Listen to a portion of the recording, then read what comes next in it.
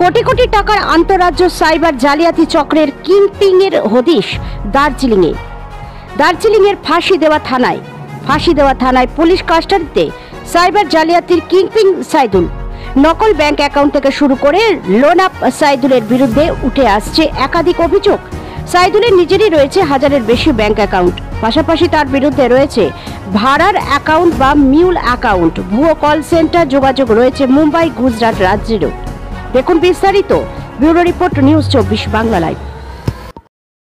কি একটা লোক আছে এখানে, সাইদুল নাম আছে, যে আমাদের এখন পুলিশ কাস্টাডিতে আছে। ও ডিফারেন্ট লোক থেকে অ্যাকাউন্ট নিয়ে অ্যাকাউন্ট বানাতো, ওই লোকের আইডেন্টিটি উপরে একটা সিম কার্ড ইস্যু করাতো, और পুরো প্রপার ব্যাংকিং যে অ্যাকাউন্ট জন্য খোলার জন্য যে কিট থাকে ওটা ইস্যু করাতো ব্যাংক থেকে, অ্যান্ড সিম কার্ড ইস্যু করাতো। And he use to transfer the account details including the SIM card Gujarat অথবা মুম্বাই এরকম জায়গাতে পাঠাতো।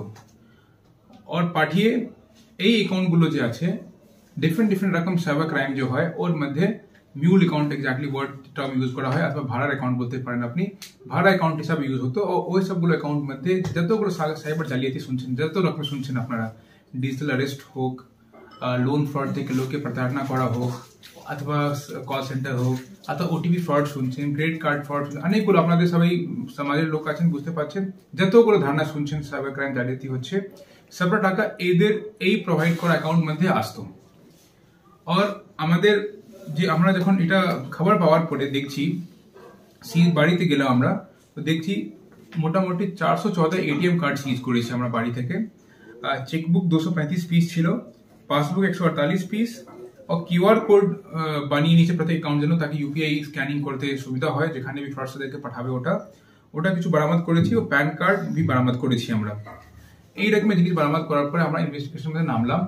তখন দেখতে পারলাম কি চৌটহাট এলাকা থেকে প্রচুর লোক আছে যাদের কাছ থেকে ও লোভ দিয়ে অ্যাকাউন্ট খোলানোর চেষ্টা করেছে।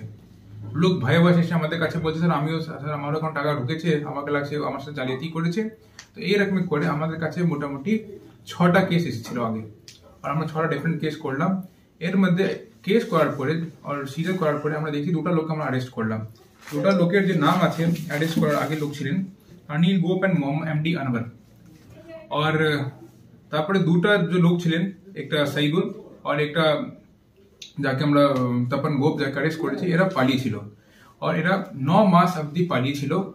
অ্যান্ড রিসেন্টলি একটা কেস মধ্যে on flimsy ground he got a bail, then আমরা ও বেলকে অপোজ বি করেছি। And at the same time যখন ইনভেস্টিগেশন করছিলাম আমরা, তো আমার কাছে কিছু আর কেস এসেছে, আমরা ওটাও ইনভেস্টিগেশন করলাম, তাই আমরা ওই কেস জন্য একটু পুলিশ কাস্টাডি পেলাম।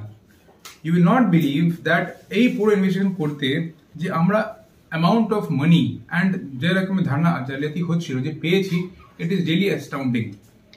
এর মধ্যে আমি বলতে চাইবো আপনাকে, আমরা যতগুলো কেস দেখেছি এর প্রোভাইড করা অ্যাকাউন্টে, মোটামুটি অ্যাপ্রক্সিমেটলি বলবো আমি 314 complaints were lodged in the national cyber crime portal, যে আপনারা নর্মাল জালিয়াতিতে ইউজ করেন, ওখানে 314 খানা এইরকম কমপ্লেন্ট পেয়েছি আমরা। তার মানে বুঝুন আপনি এতগুলো সাইবার ফ্রড মধ্যে এর প্রোভাইড করা অ্যাকাউন্ট ছিল।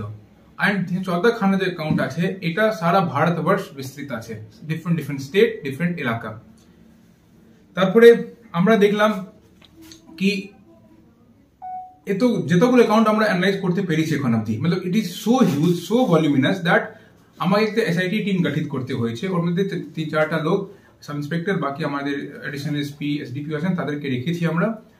ধীরে ধীরে আমরা আর দেখছি এর মধ্যে কি কত টাকাকে ইনভলভমেন্ট আছে এর মধ্যে।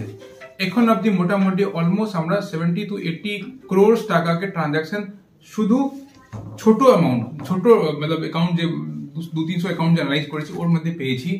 অ্যান্ড আমরা সবটা অ্যাকাউন্ট ফ্রিজ করতে পেরেছি, অ্যান্ড ওটা অ্যাকাউন্টে ফ্রিজ আছে এখনো।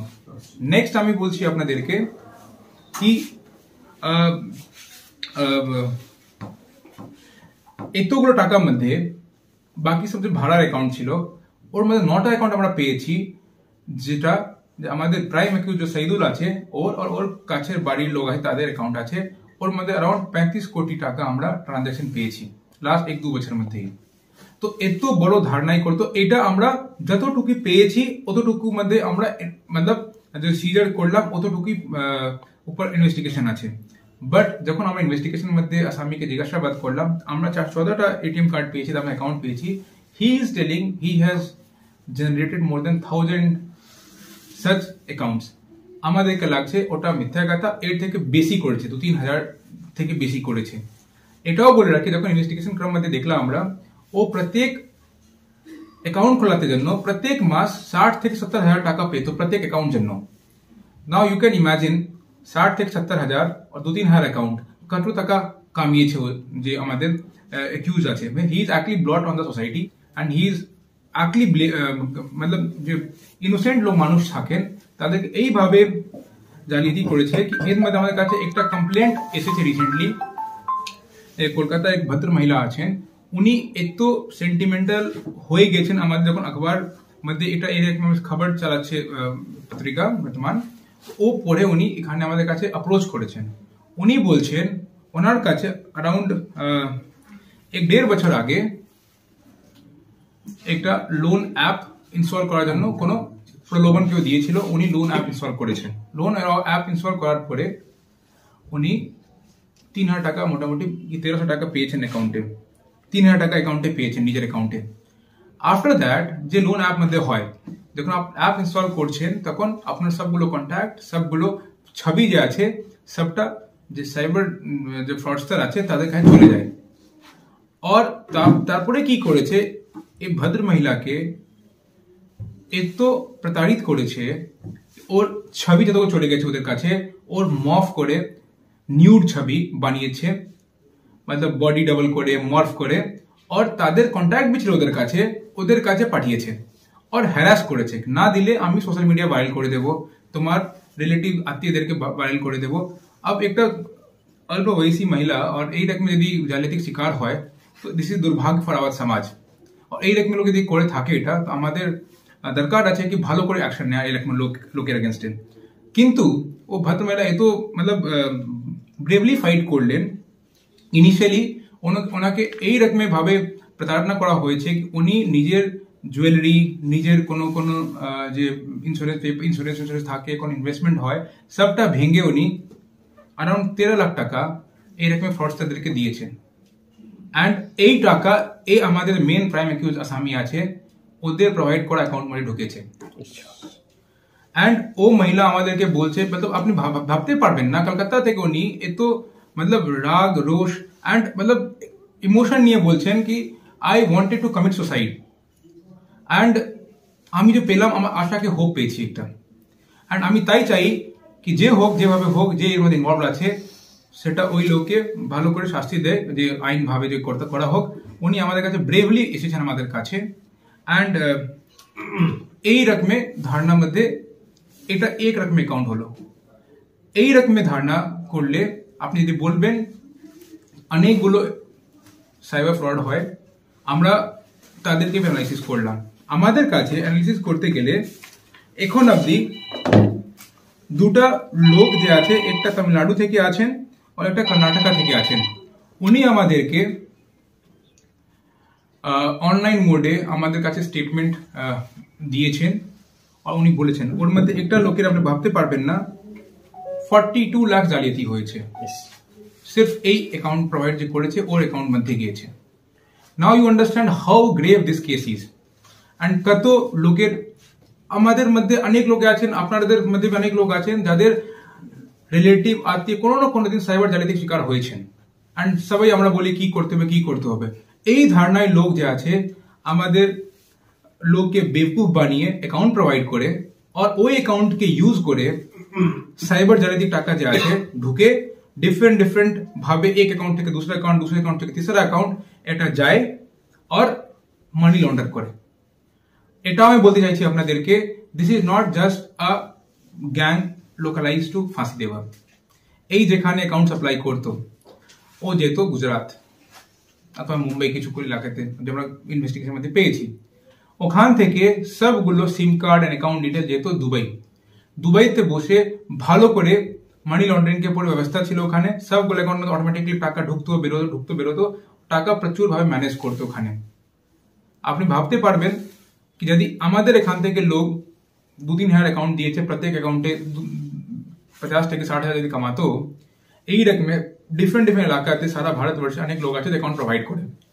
নাও ইউ আন্ডারস্ট্যান্ড কি এইরকম বড় ধারণায় যে ক্রাইম হয় ওর জন্য he is one of the element who is facilitating this crime. তো আমাদের দায়িত্ব আছে কি ভালো করে কেসকে দেখা, আর এত গুরুত্বপূর্ণ কেস হয়ে গেছে, এত বড় কেস হয়ে গেছে কি এর জন্য আমরা একা ইনভেস্টিগেশন করতে পারতাম না, একটা আয়োগ। তার জন্য আমরা এসআইটি গঠিত করেছি under supervision of the additional SP and SDPO. আর এর মধ্যে অনেকগুলো জিনিস আর আসবে।